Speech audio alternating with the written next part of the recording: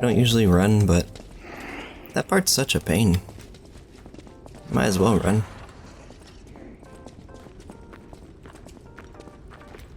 Lore. They're gonna follow me in here. Technique amulet. That's the item that got me started on developing lore theories. Because its description mentions a puppet expanding stalker fighting skills. And I took that to mean the cricket style. And then that compared with the blue guardianship amulet made me think that it was talking about Gemini in his former life as a stalker puppet. Because the common theory is that he was human because of the flashback on the Black Sea side, where the legendary stalker says, Gemini, get rid of them. But if you dig into a lot of the evidence, it checks out that he could have been a stalker puppet.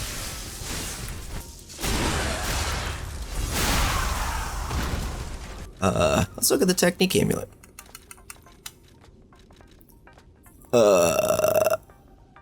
Oh, they changed the description of it. What? So it used to say there are innumerable stalker skills and techniques, but now it says stalkers have various skills and ability levels. Yet, after being equipped with an amulet imprinted with every single combat method, puppets moved beyond such limitations. So that makes it seem a lot less likely that it was a single puppet, that it was Gemini. So that kind of throws off my whole theory, them changing the description for this. I'll have to look back and see what the original description was, but it made it seem much more like, it said the puppet that imprinted, it said the puppet that equipped this took them another leap forward, made it sound like one puppet. This makes it sound like multiple puppets. So them changing this item description could derail my entire theory about Gemini. That's not fair. If they were gonna change it, they should have done it a long time ago. Man, I can't believe they changed that description. They changed it dramatically too, not just one or two words, but rephrase the sentences.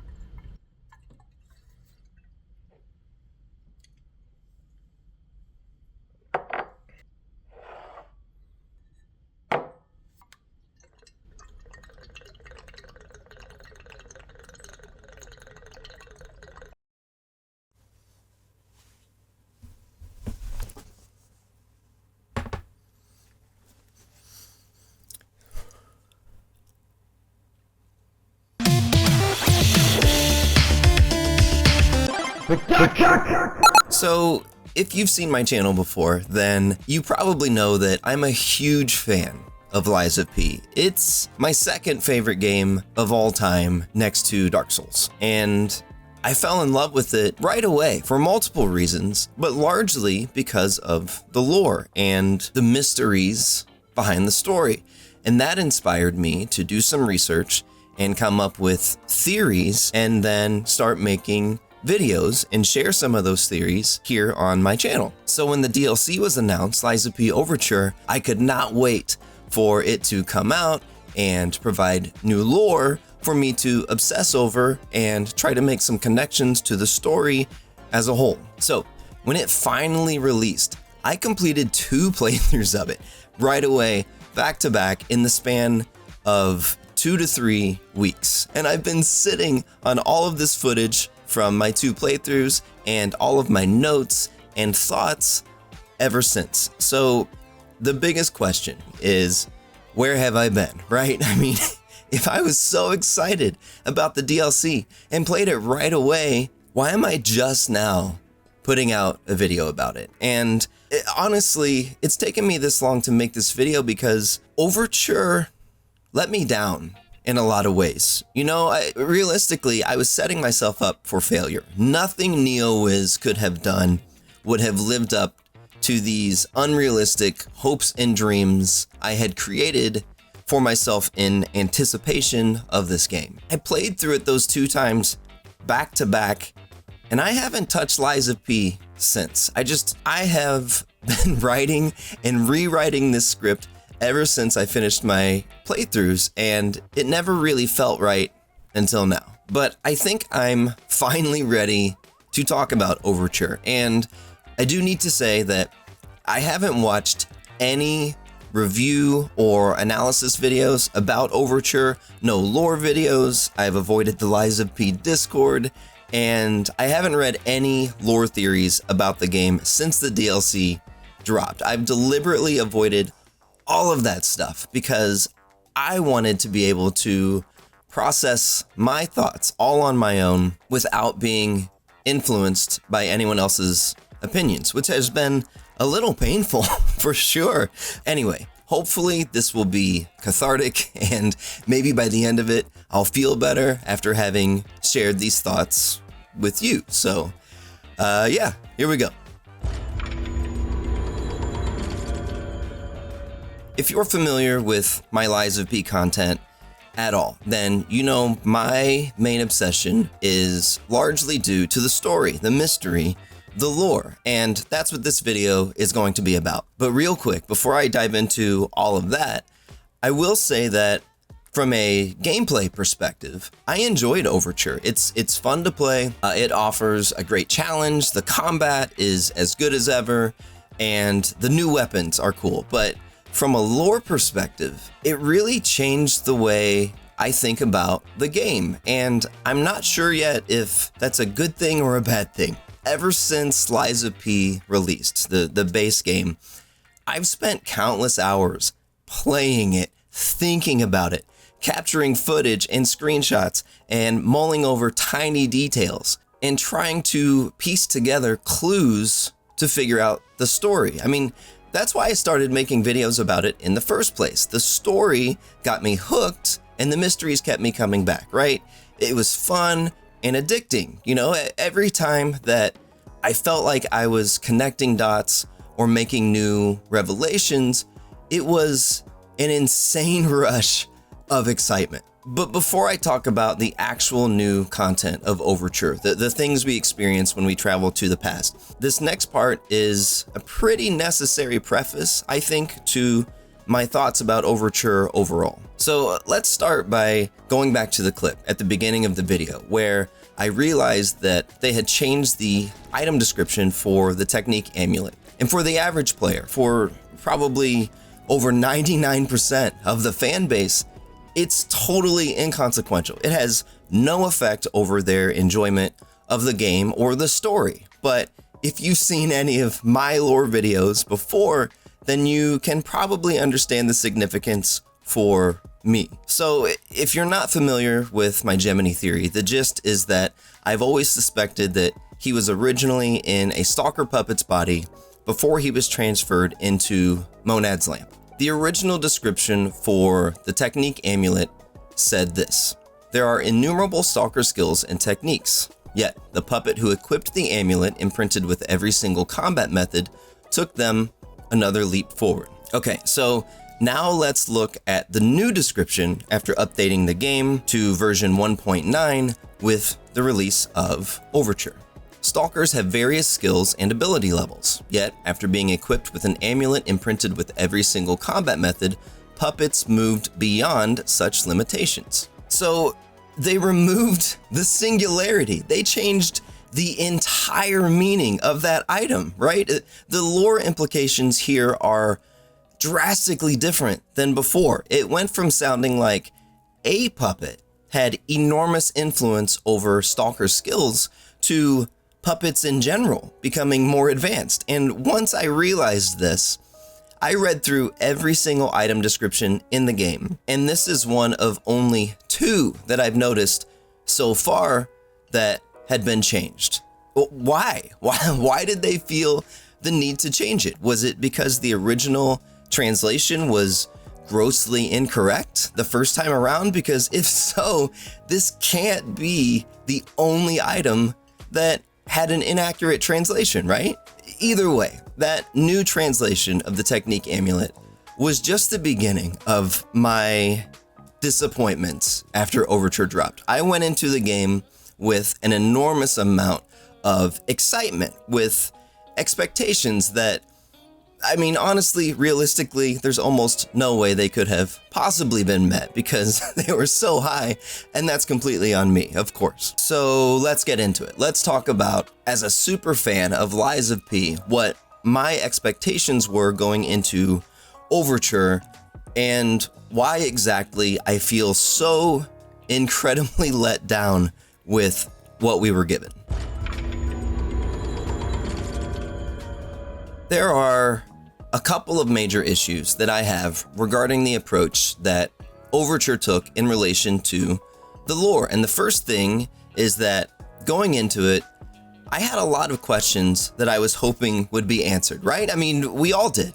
There are a ton of mysteries that are presented in the base game that make you ask a lot of questions. And traveling to the past felt like a pretty ideal way for the game to answer those questions. The problem is, when I finished Overture, my mental checklist of things I was hoping to learn more about was almost completely ignored. My lore obsessions with Lies of P has always largely focused on Gemini, and we learned absolutely nothing about him, at least not directly. There were two lines of dialogue, one in the past where the legendary stalker makes a passing comment on our lamp, and another back in the present day when Gemini delivers a new line on the Black Sea side after we've completed Overture. Please teach me how to use a sword.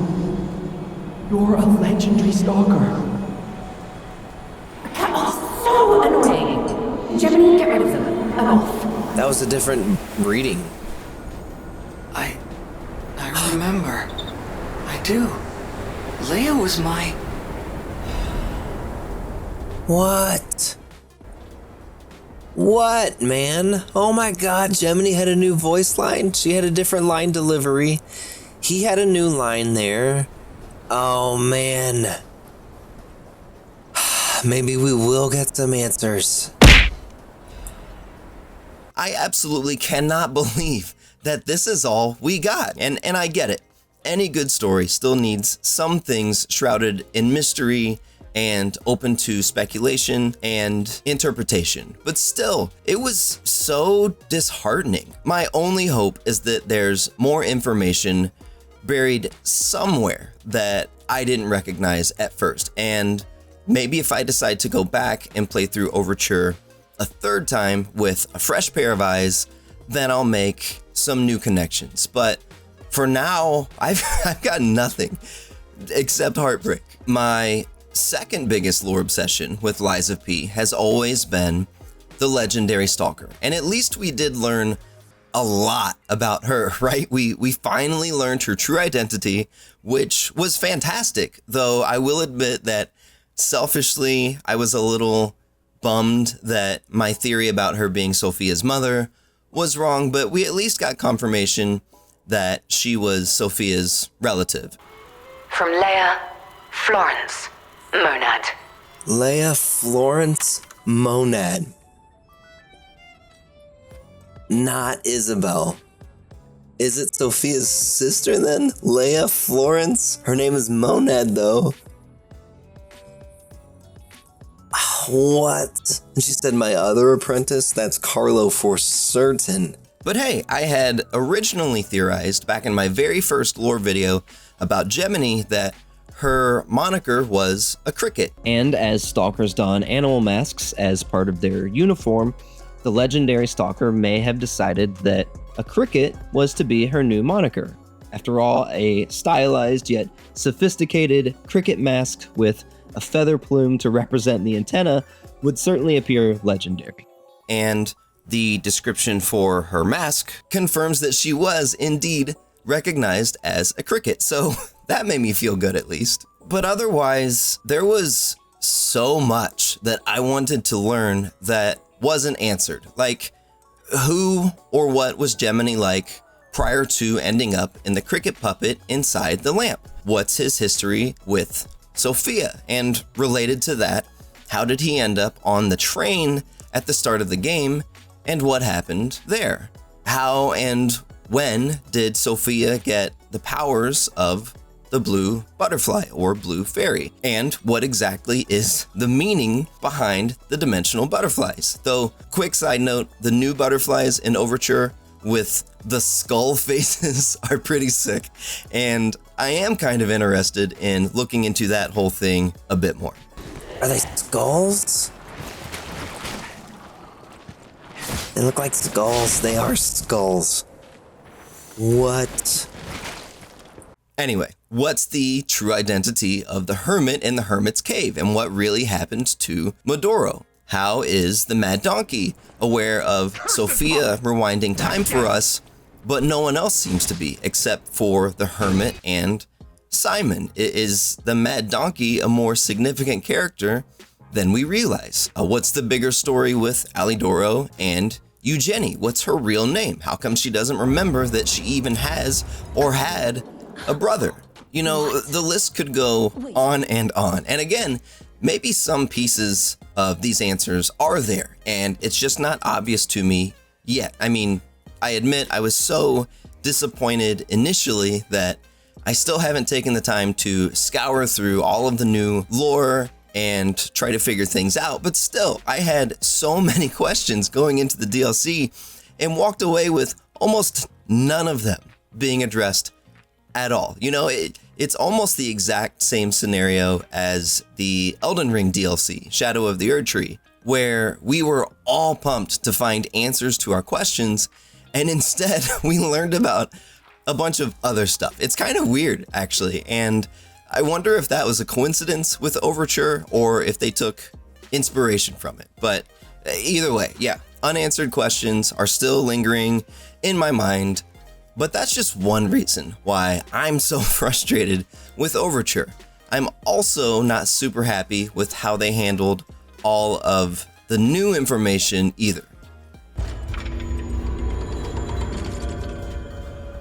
So the first part of my criticisms was all about having questions that went unanswered. But the other part is about how they answered one specific mystery and how they introduced a bunch of new ones in the process. Like I said, it was nice to learn a lot about the legendary stalker, but the thing that bugs me the most is that it was almost entirely brand new information, meaning I spent so much time scouring the base game for clues and trying to piece things together. And some of my theories were probably a little far-fetched, but I do feel like I did a good job of connecting things in a plausible way based on the information we were given. But then when we got to the DLC, the mysteries were solved in a way that we could not have possibly deduced on our own. The answers were never there for us to find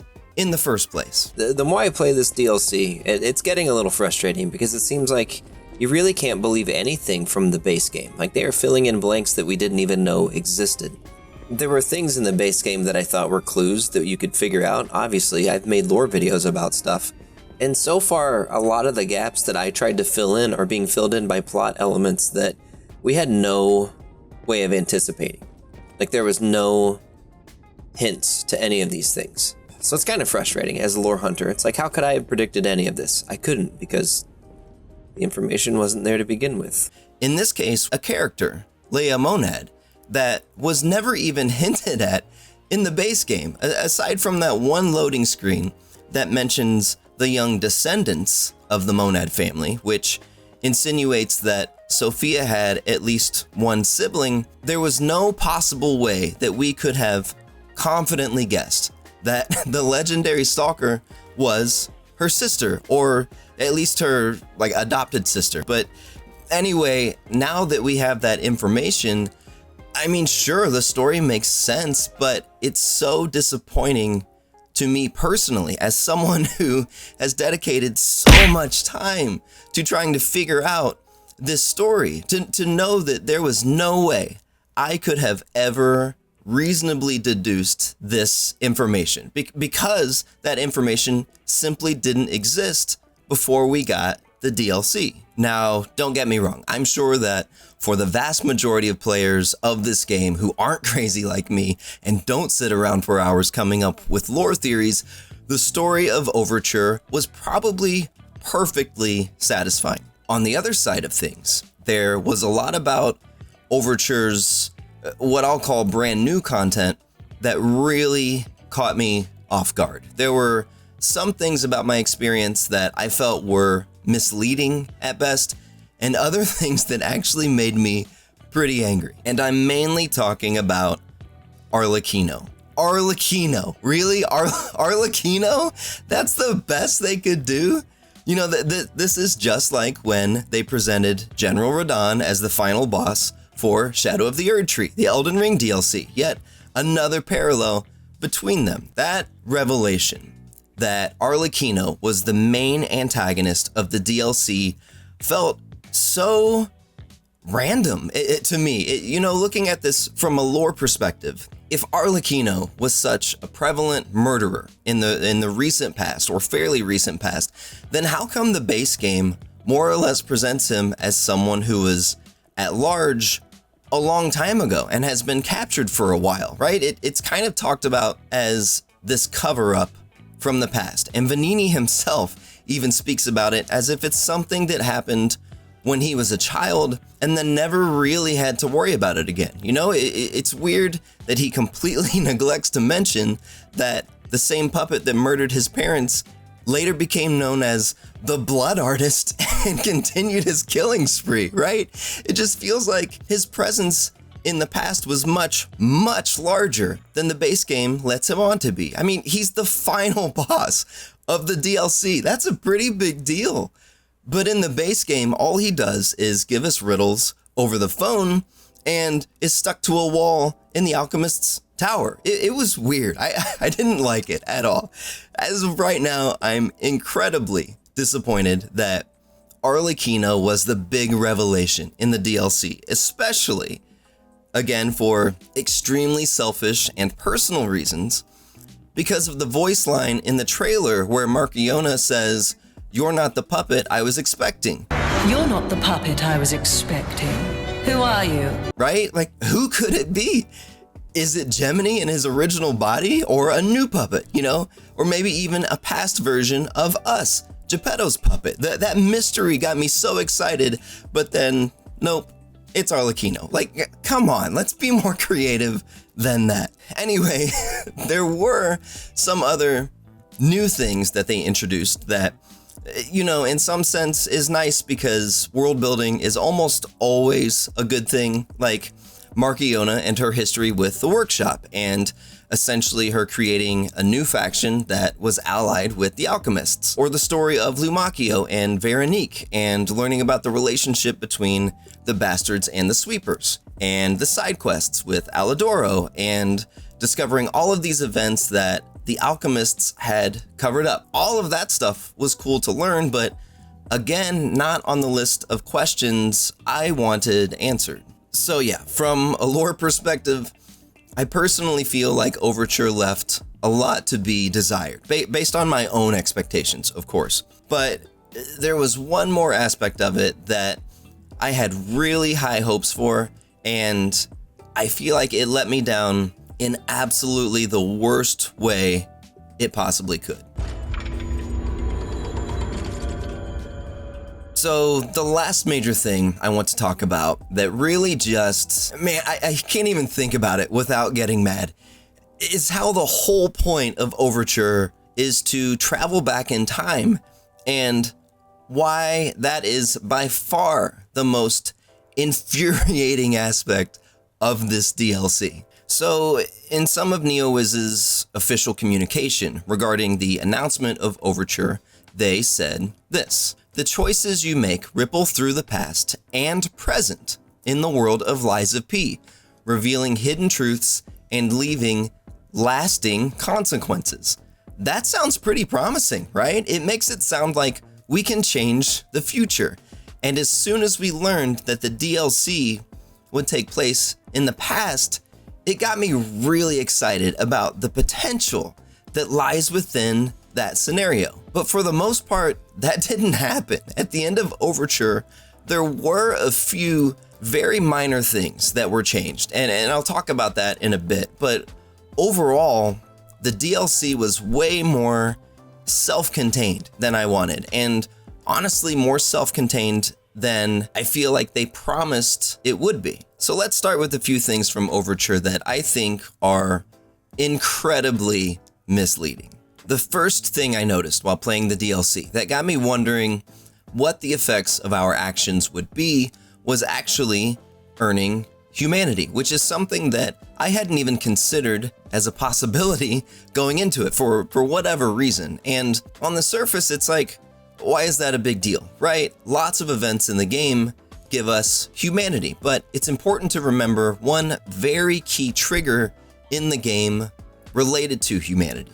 There's a major interaction with Sophia towards the end of the base game where we typically have two options: to either let her live or give her peace. And if you saw the video I made about this prior to the DLC releasing, then you'll already be familiar with where I'm headed. But humanity is the mechanic in Lies of P where when we make certain choices, we get these messages on screen letting us know that we're changing. And the total amount of humanity that we've earned is actually hidden. There's no display of it on screen anywhere, at least not in our stats, but there are some visual cues in the game that give us a rough idea, most prominently the state of the nose on the portrait of Carlo hanging in the hotel. The more humanity we've earned, the more his nose grows. And there's actually a minimum humanity requirement in order to unlock the choice to give Sophia peace. Now, I don't think I have any footage of this, but I do know that if we make it all the way to her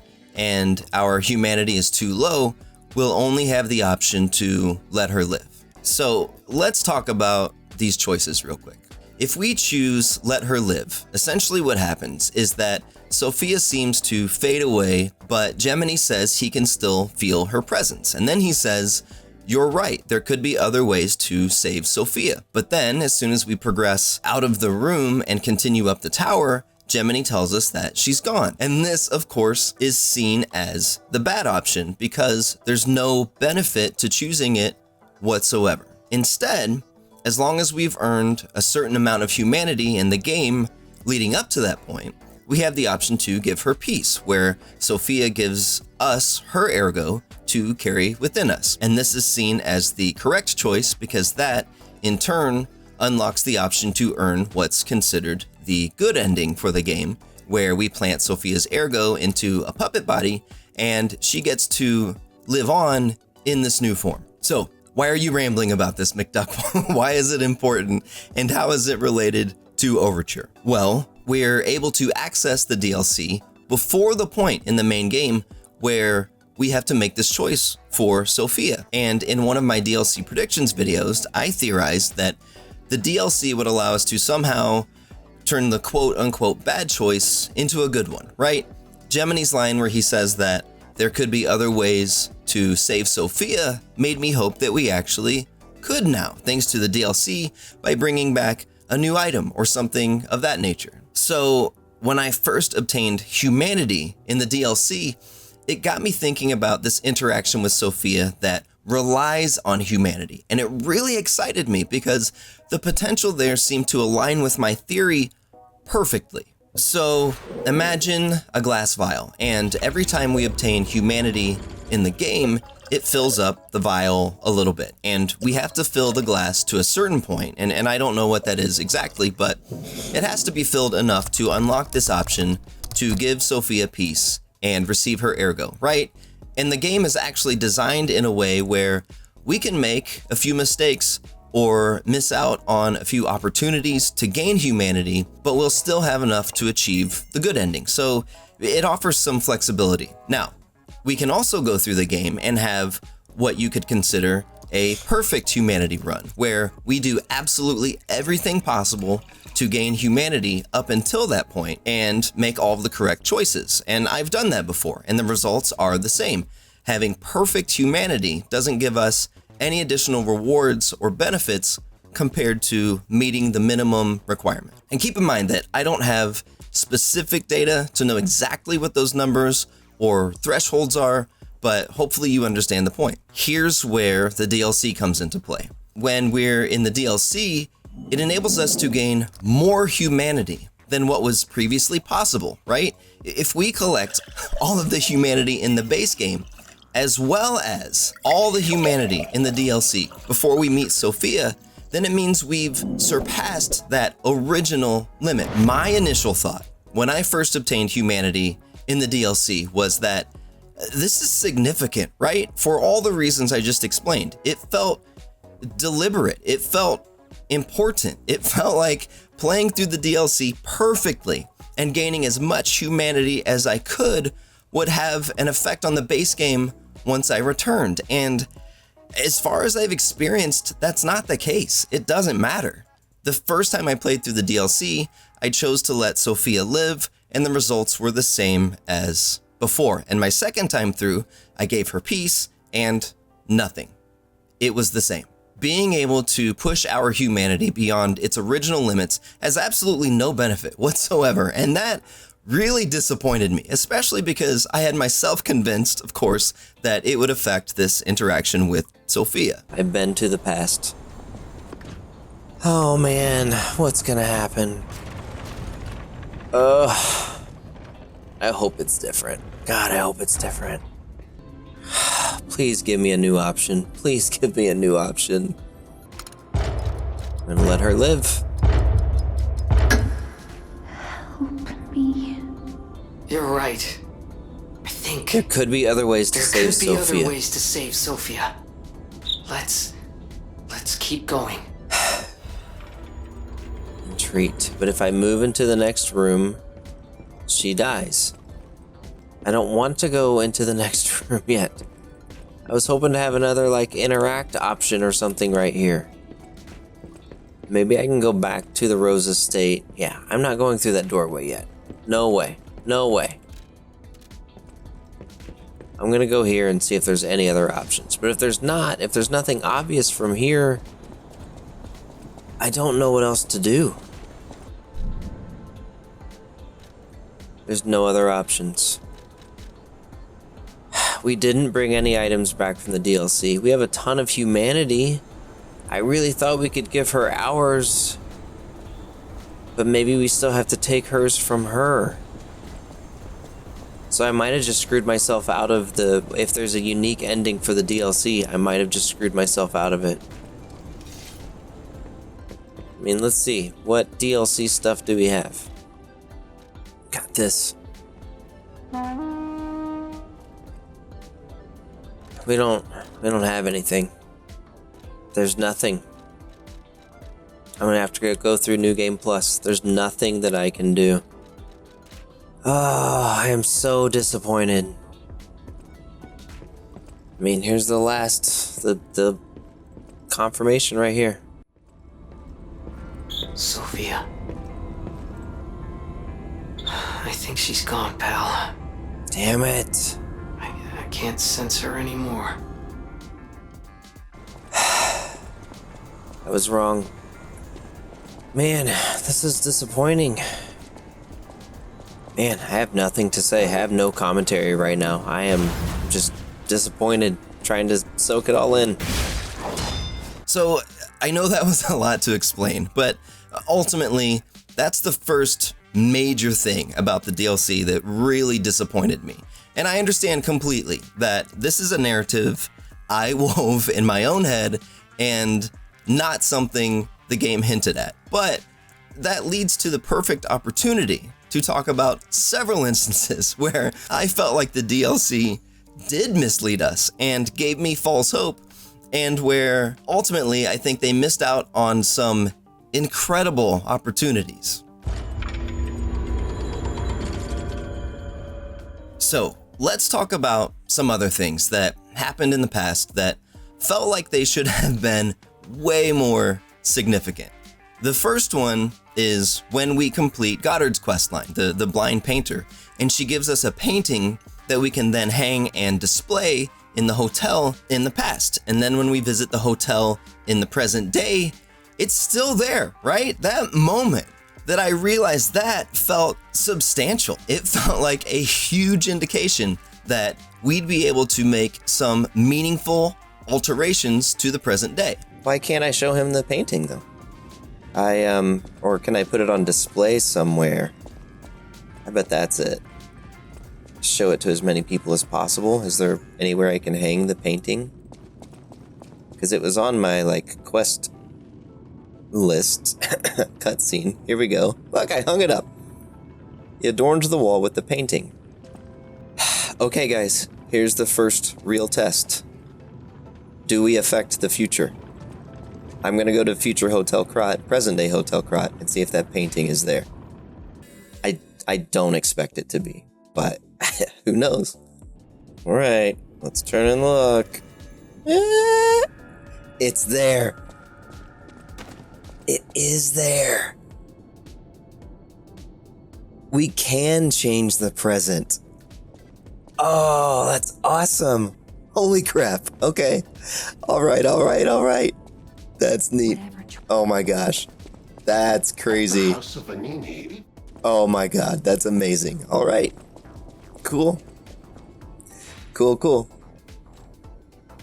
That opens so many possibilities. Man, the painting is in both the past and the present. That is cool. Oh man. What are they doing in this game? What have they done? I am so excited to find out. Holy crap, this has so many potential implications. This is a direct relationship between something I just did in the past that persists in the present day. That's big. Or at least I thought it was. Nothing happened. Except now there's a new painting in the hotel that no one even seems to notice. The other major thing from the DLC that I feel is incredibly misleading is Rosura telling us that we'll meet her again someday. And then when we finish the DLC, we can find her outside Krat City Hall. So Eventide Hotel Krat has butterflies on it. And Chapter 2, Krat City Hall. I'm going there first. Because that doll's gonna be there, that girl. Wait, I don't see her. That's it though. Oh, there she is. How long has it been? How many years? Thank you for becoming my friend again, my dearly missed. The message changed. What? Her appearance here, moving from the DLC to the present day, makes it seem like there will be other events that will carry over. But as far as I've experienced, again, I've only done 2 playthroughs so far, but that ended up being tragically misleading. It's so disappointing because that theme doesn't carry through with most of our other actions in the DLC. And that realization nearly sucked the life out of me because I imagined this amazing potential to change the story, to change events, and nothing. And I kind of felt the same way with Alidoro's quests as well, where he has these keys that unlock the ciphers we find, which function the same as the cryptic vessels in the base game, where we're going to specific places and uncovering truths. But the difference here is that we're specifically learning horrible things that the alchemists did and have covered up. And Alidoro rewards us for uncovering the truth. So to be 100% honest, I really thought we'd get to go back to the present day and find some new collectible or an article or a paper or something where Alidoro exposed these truths to the people of Krat, and maybe somehow it would have an effect on how the alchemists are perceived by the public, especially because we get a dialogue option with him at the end of the quest where we essentially tell him that his efforts aren't in vain. But no, there's nothing. We get Sherlock Holmes's outfit from him, but that's it. No grand exposure of the truth, no fanfare, no actual outcome at all, despite our efforts and actions. Everything is still exactly the same as how we left it. Alidoro is dead, and the alchemists are still just as horrible. So it feels really bad. Now, there are actually some things in the base game that are impacted by our actions in the DLC, albeit pretty slightly. And the game tells us this when we return to the base game after finishing the DLC. And it gives us this stories that remain screen that tells us that some things have been altered slightly. So the first thing, and it's pretty minor, is that if we plant the golden seed next to the gold coin tree in the past, then once we complete the DLC and return to the hotel in the present day, we can collect the golden rose and use it to decorate the gramophone in the hotel. Gold coin tree, you planted the seed. Does Giangio have any knowledge of us? There's something there. There's something there. Does Giangio have any knowledge of us? I don't know. What did we grow? It is a tiny gold coin tree. Isn't it? No, it's flower. It's roses. The golden rose. This is lore. This is lore. However meager the boys' fight transcends the boundaries of time and alters fate itself. Decorate the gramophone. Nice. Gramophone now holds a cherished memory. Huh. So I don't get anything from it, but it's neat, I guess. And then, if we complete that playthrough and enter New Game Plus, the golden rose is still there, which is a neat but misleading detail since it holds no other significance that I've found so far.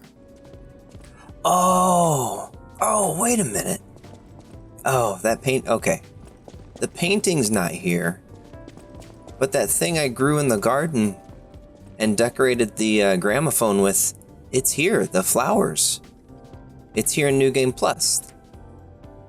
That's weird. Is there lore behind that? Or is that just a cool thing? Man. I hope we find out. Either way.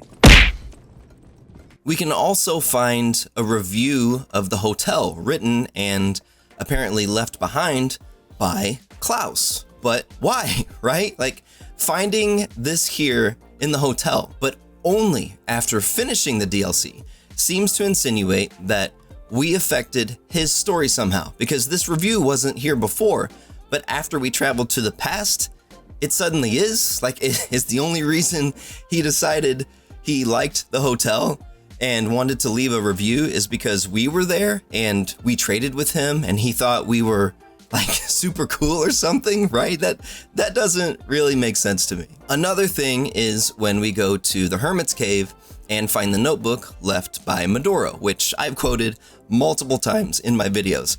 And there's actually an additional page, an addendum. And side note, it's nice that the devs put it in a different color to draw attention to the fact that it's new information thanks to the DLC.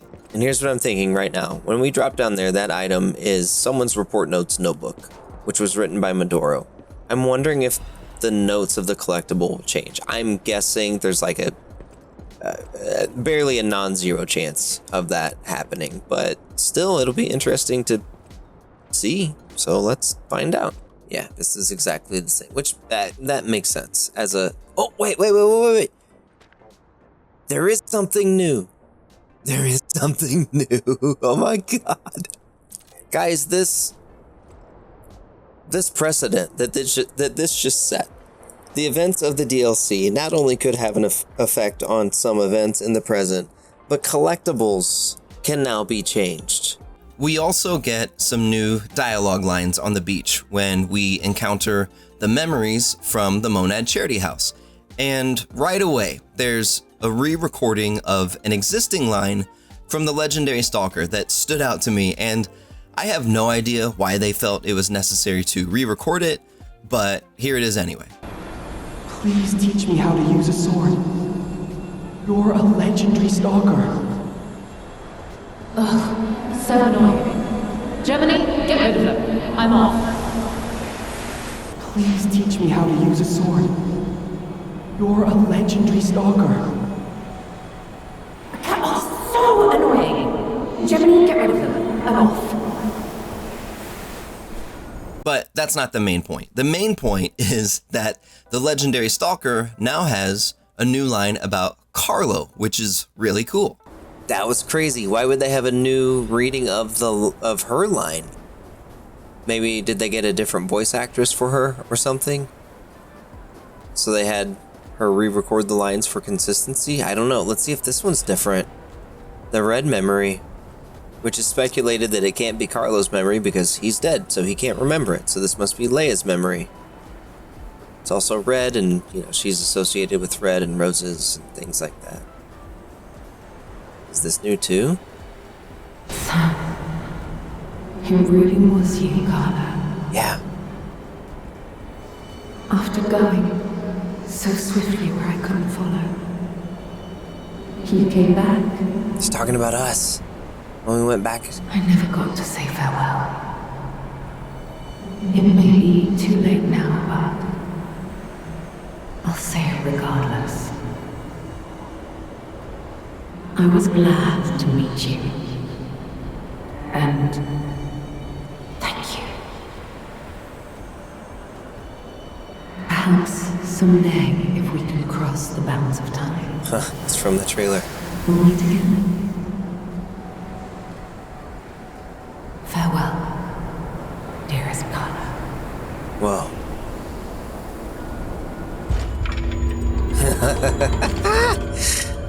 Wow.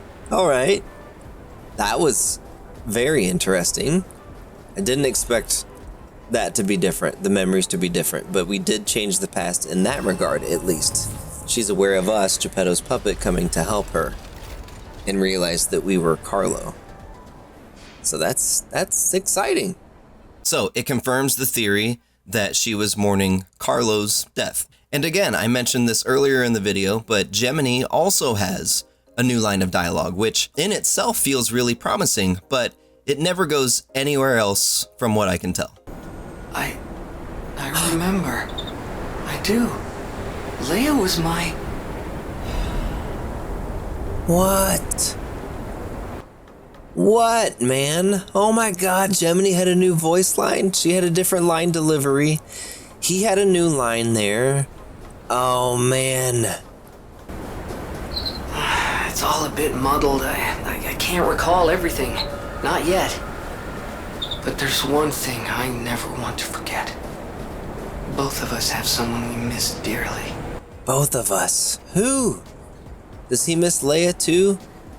But then, here's the biggest piece of blasphemy from the entire DLC. The number one main thing that, at least for now, again, I may learn differently later with more experimentation or come to understand it better at some point, but it's the number one most misleading thing that I don't even know how to talk about it without getting mad. In the base game, if we give the petrification disease cure to Polendina and he administers it to Antonia, then when she dies, we get a record and the cherry-scented letter. And in the normal base game, it's a decent bit of closure, letting us know that Antonia appreciated us and our help in giving her some peace. But now, if we complete the DLC beforehand, there's another page added to it, just like with Medoro's notebook. And the extra page says this: everywhere you go, you seem to change fates for the better. You are someone who can connect with and bring warmth to other people.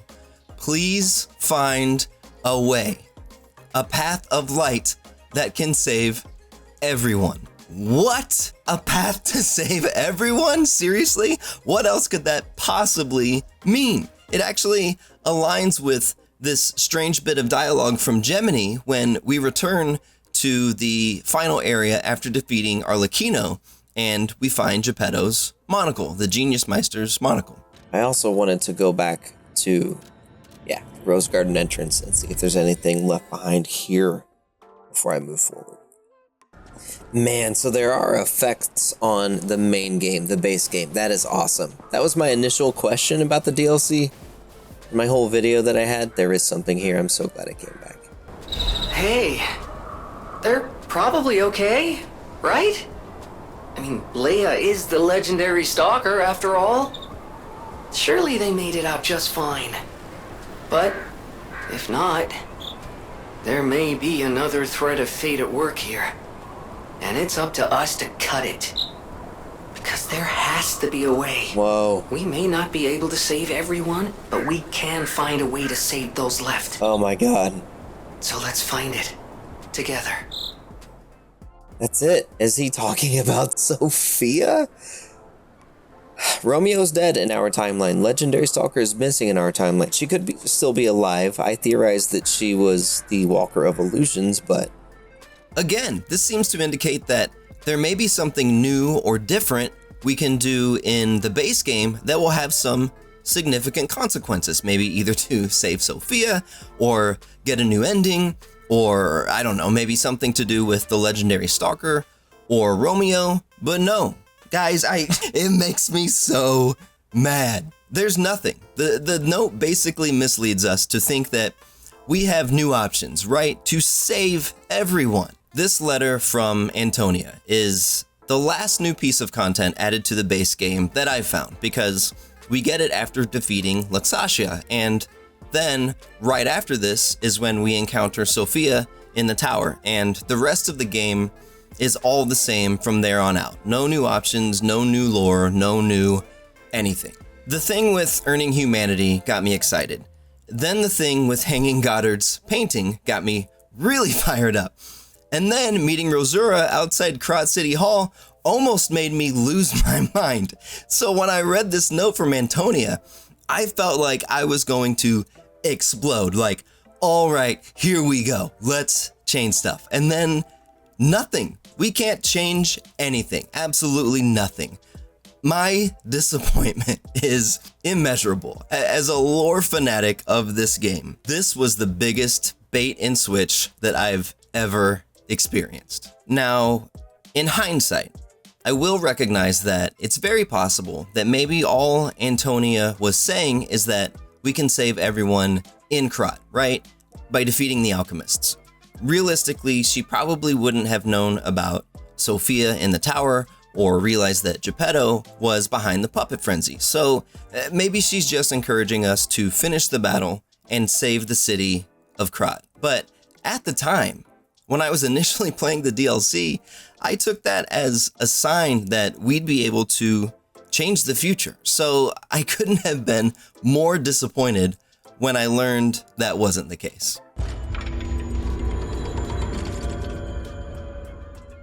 Oh man, I'm going to be so disappointed if there's nothing new. Come on, there has to be. These implications, taking the portrait back to the hotel, slightly alternate dialogues, cherry-scented letter. Come on. Gotta be something different. Useless.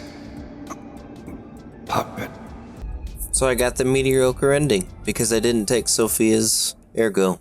That is supremely disappointing. I don't even know what to say about this. Man, nothing. Nothing new. Hanging that painting up was the biggest tease. I just beat the DLC and the base game and that's it. Really? That's it? There's nothing else I can do. I've done absolutely everything. It feels like such a waste. Never got an explanation about Gemini. Wait a minute, I remember Leia's my... And he stopped. And Sophia's just dead. Nothing. No more dialogue from Gemini. Nothing we can do here. We picked the bad ending. I made the wrong choice based on my own personal theory, which was wrong. And even then, I don't know. Like, this messaging is so cryptic. Please find a way, a path of light that can save everyone. I thought that's what I was doing. And I was wrong. That is the end of my DLC run. I am leaving this run feeling quite underwhelmed and disappointed. And I hate saying that because I love Lies of P. Lies of P is my second favorite game of all time. The lore of Lies of P is amazing. But this DLC did not answer any of my questions. We got the true identity of the legendary stalker and it's a character we'd never heard of, so fine.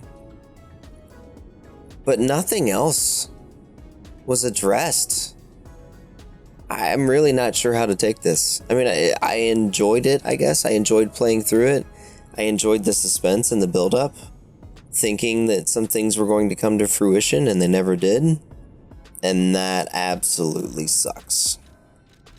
I feel like I could go on and on forever about this, but to summarize my thoughts around Overture, it was pretty fun from a gameplay experience. From a lore perspective, I got a lot of answers to questions I wasn't even asking. I didn't really get any answers around the questions that I was asking. And while the ride and the buildup and the anticipation was absolutely incredible, and I was smiling ear to ear every time I found a new collectible or got a new line of dialogue from Gemini, overall, I walked away pretty disappointed. And honestly, I was kind of in disbelief about the whole thing.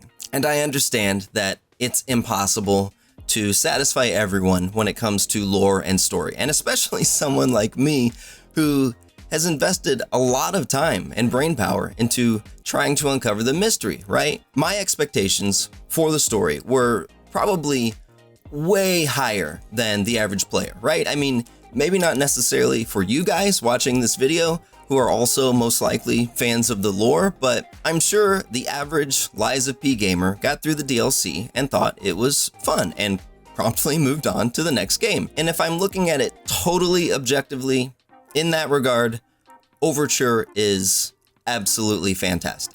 But for me, as an absolute super fan of this game and specifically its lore, ultimately, Overture left me a little heartbroken and disappointed. I'm honestly not very motivated at all to continue making Lies of P lore videos because part of me is thinking, what's the point? I mean, sure, I could sift through all of this new information and try to piece things together, but if Overture revealed anything to me, it's that there's no guarantee that the correct answers are even there, right? Like, at any point, Neowiz could come along and deliver more brand new information, and once again, my efforts to collect clues and come up with theories would have been in vain. I mean, the fun is in the journey, right?